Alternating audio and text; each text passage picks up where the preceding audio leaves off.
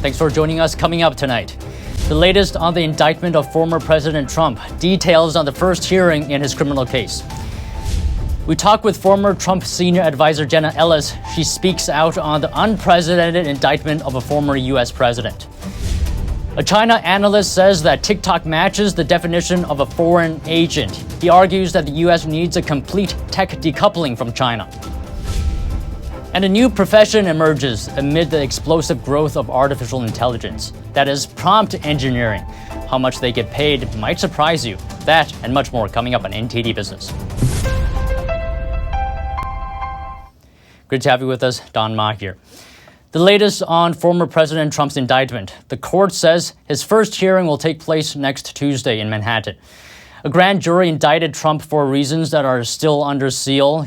He's the first former president to face criminal charges in U.S. history.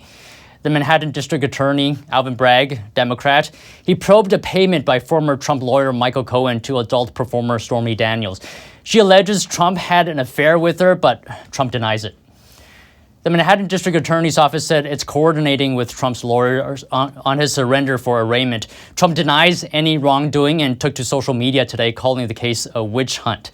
His lawyers say he won't take a plea deal.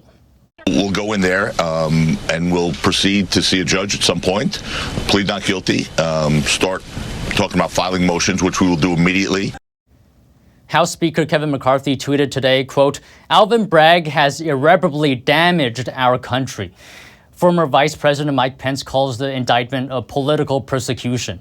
This is nothing short of a political prosecution being affected by a Manhattan DA who literally campaigned on bringing charges against one particular American. But attorney for Michael Cohen, former Trump lawyer and a key witness, insists there is a strong case. Everyone who is out there talking about this being a political case or a witch hunt are going to be sorry when they actually read the substance of what these prosecutors have developed in several criminal charges. Several GOP lawmakers earlier wrote to the Manhattan DA demanding information about the case. Bragg's office fired back today, saying they're interfering with the legal process. The White House today said they were not given advance warning of the indictment. The hearing will be open to the public and the press on a first-come, first-served basis. It's not going to be live-streamed. The New York City Police Department is already on high alert. The NYPD ordered all officers to show up in uniform today. A police spokesperson says the department wants to be prepared for anything. Many who are skeptical about the indictment are calling Alvin Bragg a Soros-funded DA. George Soros denies it. He told the news site Semaphore he did not contribute to Bragg's election campaign and he doesn't know him. But the billionaire has donated to the Color of Change PAC. The PAC endorsed Bragg in 2021 and pledged more than $1 million to support him. A Soros spokesman told CNN that while Soros did donate money to PACs, none of it was earmarked for Bragg's campaign. He also said that Soros and Bragg are not in contact. With us live now is Jenna Ellis, constitutional attorney and former senior advisor to Donald Trump. Now, Jenna, the question on everybody's mind is, what exactly is he charged with? Let me get your best guess on what you think that is, and when is the public expected to see the indictment?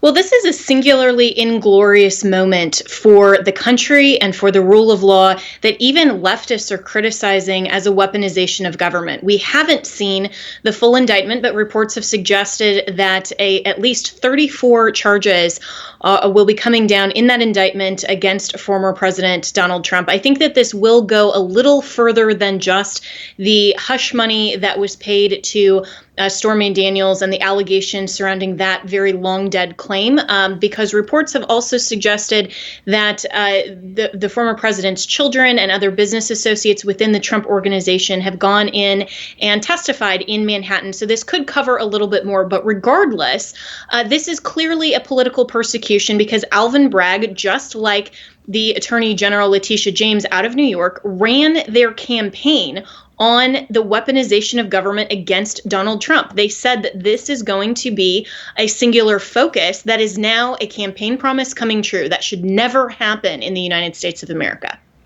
So let me ask you, Federal prosecutors looked at the case and didn't pursue it. Why does the Manhattan DA think he has a case?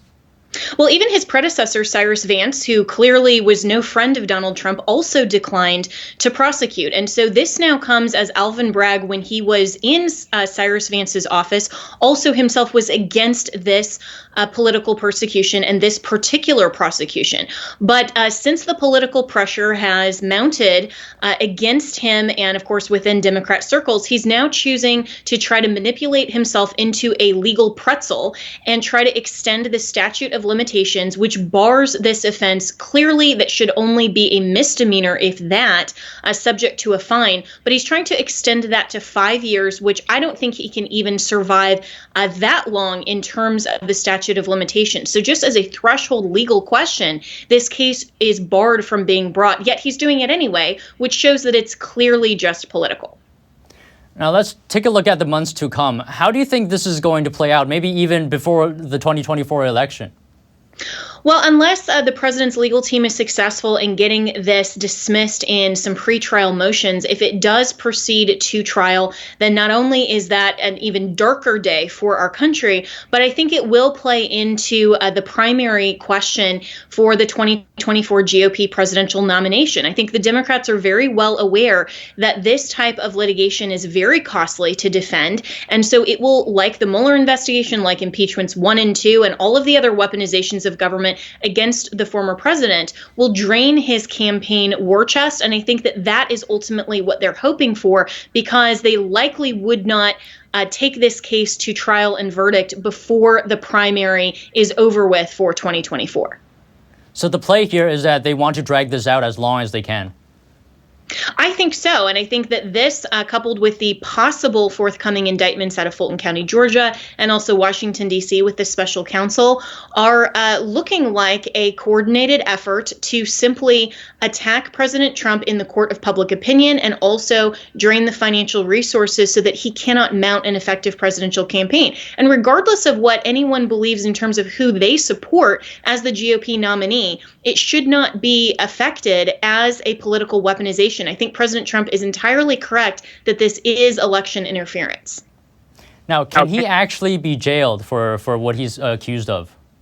Well, we'll have to see the indictment, but if there are felony charges, which we do anticipate, then those could carry a maximum prison sentence. So this likely could be on the table realistically for Donald Trump. And that's why so many people are saying that this is purely a weaponization of government. However, even under indictment, this doesn't bar President Trump from running for president in terms of the U.S. Constitution that is very clear on the minimum requirements and qualifications for an individual running for president.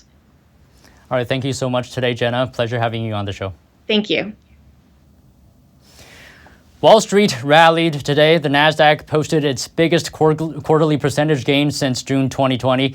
Signs of cooling inflation boosted hopes the Fed might ease up on rate hikes. More on that in just a bit. The Dow rose 415 points, or 1.3%. S&P added 58 points, or 1.4%. And the Nasdaq gained 208 points, or 1.7%. Now, what do you think about a TikTok ban in the United States? A new Pew Research survey shows half of Americans support a government ban on TikTok. Only 22% oppose a ban, and the rest are unsure. But as you can imagine, the younger you are, the more likely you are opposed to the ban. That makes sense given how popular the app is with teens and young adults. People who know about TikTok's connection to China are also more likely to support a ban. The survey found 64% of Americans know a Chinese company owns the app. Also, Republicans are more likely to support a ban than Democrats. Joining me is Antonio Graceffo, China economic analyst. So, Antonio, I was reading your commentary on the Epoch Times. Why do you say that TikTok is a foreign agent? Well, under China's national intelligence law, every Chinese company is obligated to aid the CCP in intelligence gathering and to hand over data when requested to do so by the party. And it does not matter where the company is operating or where the data is stored, the company is obligated to hand the data over. So from my understanding of the definition of a foreign agent, or if you read the actual FARA definition of a foreign agent, that matches the definition. So U.S. lawmakers are talking about a potential forced sale of TikTok to a U.S. company. Do you think that will solve the problem? I don't think it'll solve the problem, but I think it's a huge step in the right direction. Without a doubt, TikTok poses a national security threat to the United States. There's no doubt in my mind that this is true. Let's just drop TikTok. We don't need it. You don't need TikTok. But we do need national security. We need to protect ourselves from the CCP. We need to protect ourselves, protect our data, our technology. But at the same time, we don't want American citizens to lose their freedoms. And this is a very difficult balancing act that our lawmakers will have to make. And let me ask you further about that. What do you think of a ban on TikTok? Because as I understand, there's plenty of apps, a number of apps from ByteDance that is on American app stores. Are we just playing whack-a-mole here? We are playing whack-a-mole. Actually, any sort of bans we have on particular Chinese companies, sanctions on companies, anything where we're identifying a specific company in China, we're really just playing whack-a-mole. For one thing, it takes months, if not years, for the government to even react to one of these threats. Then it takes a very long time for Congress to vote and negotiate and decide what to do, and then to finally bring sanctions or do what they're going to do. It takes a very long time. And meanwhile, tons of other companies are popping up and tons of other apps. And I really think the solution is that we need to just do a full decoupling from Chinese technology. Wow. Just one final thought. What was your takeaway from the hearing with the TikTok CEO? Oh, it was so upsetting. I mean, having lived and worked in China for so many years and dealt with the Chinese government, it was so upsetting. This guy was so clearly, exactly, everything about him was 100% textbook what the CCP does. So first of all, he's not Chinese, he's Singaporean, so everything should be fine now. Well, no, it's not fine. We're worried about the CCP getting access to American data, posing a threat to national security. I don't care if the guy that they sent to the meeting is from Singapore or France or New Jersey. I'm concerned about the CCP getting access to our data and posing a national security threat. And then when they asked him, well, could the CCP ask you for data? Wow, they've never done that. That is so typical of what the Chinese government would say. Oh, well, we would never do that. Oh, well, if you promise not to do that, then I'm sure it'll be fine. And just every step of the way, it was just absolutely unnerving, because it was exactly blueprint textbook what happens, which also confirms for me why we should not even be attempting this anymore. We should just ban all the Chinese technology, just immediately ban Chinese technology. We need to restrict, slowly, eventually ban, Chinese investment, because there's just so many holes in our system. I think that should be good for today, Antonio. It was a pleasure having you on the show. Okay, great seeing you again. TikTok has spent millions lobbying the U.S. government to help the company get into a strong defensive position. NTD Shar Marshall has more on that and other tactics TikTok has used to stay in America. $13.4 million. That's how much TikTok and parent company ByteDance have spent on lobbying since 2019. That includes a record $5.3 million spent on federal lobbying in 2022. According to OpenSecrets.org. Much of the money went to lobbying firms. Attempts have been made by TikTok CEO Xiao Chu to get TikTok users to be more vocal about keeping TikTok alive in the United States. Let me know in the comments what you want your elected representatives to know about what you love about TikTok. Videos have been popping up on influencers' accounts posting appeals to not ban TikTok. It's because of TikTok that I had to go out and get a website. I'm at a point now where I've outgrown my house.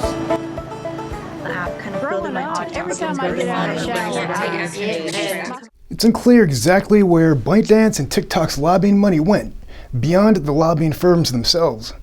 The companies have spent money lobbying on legislative issues such as data privacy, national security, antitrust, internet data protection, social media moderation, and new technologies. Sean Marshall, NTD News. The rise of AI programs like ChatGPT has given birth to a new occupation, that is prompt engineering. This is the job of coming up with better instructions for the AI so that it can produce better results. And this is a very serious job. Some are even getting paid over $300,000 a year. The highest paying positions often go to people with PhDs in machine learning. After companies started embracing AI programs like ChatGPT, many found they needed help getting better results. We talked to AI expert Jed McCoskey. He actually used AI to rank universities long before GPT came out. He sheds some light on how important and profitable prompt engineer positions are. If you've been at this for a while, you've created something of value to another company. They don't want to mess around with trying 5 times, 10 times, because they want each prompt to give them exactly what they're looking for the first time. They not only know how to do it, but they also have built up a library of useful prompts for different types of AI. So one for ChatGPT and one for a different program. And you can actually go and see the people who've created these libraries and buy one of the prompts if you want for $2, $4, $9. People are selling and buying these prompts on sites like promptbase.com. People are advertising prompts that can make AI programs do things like write books at lightning speed. They're advertising prompts that can generate LinkedIn posts. And prompt engineering isn't just about writing prompts for chatbots either. We talked to someone heavily involved with prompt engineering, Chris Duffy. He's the head of AI strategic development at Adobe. By the way, Adobe invented the PDF. Chris Duffy works on prompts for different types of generative AI. The first is text generation. The second is image generation. The third is video generation. And the fourth is 3D generation. And within each of those outputs, there is this art and science balance that is needed for each of those. And so we're quite considerate on how these prompts are not biased for any segment or discipline. And so we're working very thoughtfully on how we can get the greatest output. Duffy believes the prompt engineering profession will last a long time. But is the salary going to remain high for this profession? Prompt engineering will become integrated into the daily lives of people who are leveraging these platforms. And this won't decrease the need for prompt engineers. It will only decrease the salary associated with it, since it will become a ubiquitous skill. But some experts also believe that the demand for professional prompt engineers may not last long. Adrian Weller from the Alan Turing Institute says that the AI field is changing very quickly. Inflation appears to be easing up a bit. Today, the Commerce Department reported that the Personal Consumption Expenditures Index rose 5% for February compared to a year ago. It's lower than January's 5.3% gain. The Fed tracks the index as a key way to measure inflation. On a monthly basis, prices ticked up 0.3%, a little bit lower than January's 0.6% jump. Stocks rose this Friday morning after the report was released, raising hopes that the central bank's tightening cycle will soon be over. High interest rates and the recent banking turmoil are further straining the real estate sector as well.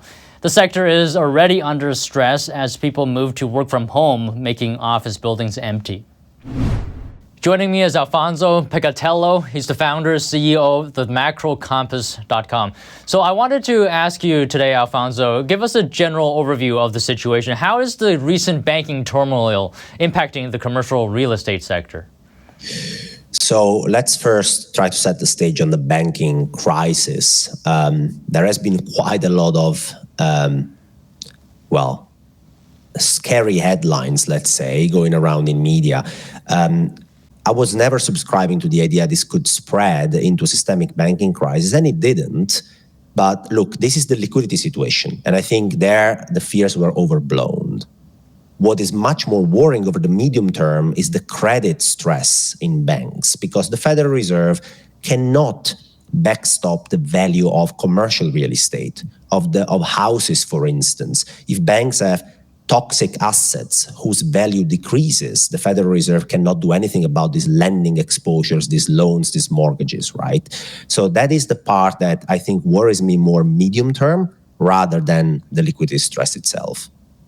Right. I think the Fed mentioned that there might be credit tightening situations happening after this banking crisis. So my question to you is, are you worried about the real estate sector with this credit conditions tightening?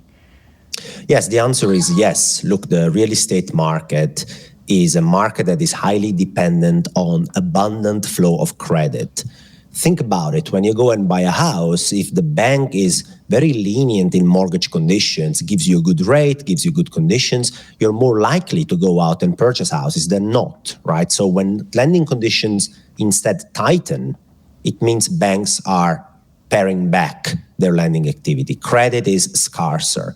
And when such a leveraged market that relies on mortgages, on credit, gets the credit flows drying up, obviously you incur in problems. And look, we already got quite some hints that the real estate market is under pressure. And I think, yes, that is where my attention really is for the medium term, rather than a liquidity systemic crisis that I don't think is very likely. Should we go as far as to say that, are you worried about defaults? Are we going there?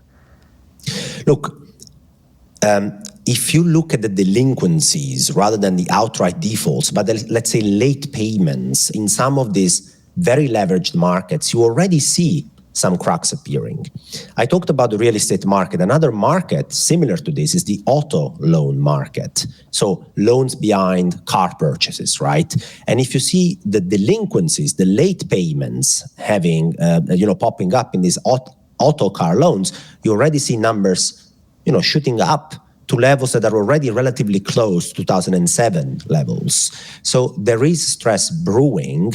You can see it in the first default of a commercial mortgage-backed securities that Blackstone had a couple of months ago. And you can also see it in delinquencies popping up in the auto lending market. So it is already happening. Some stress is brewing in these credit markets.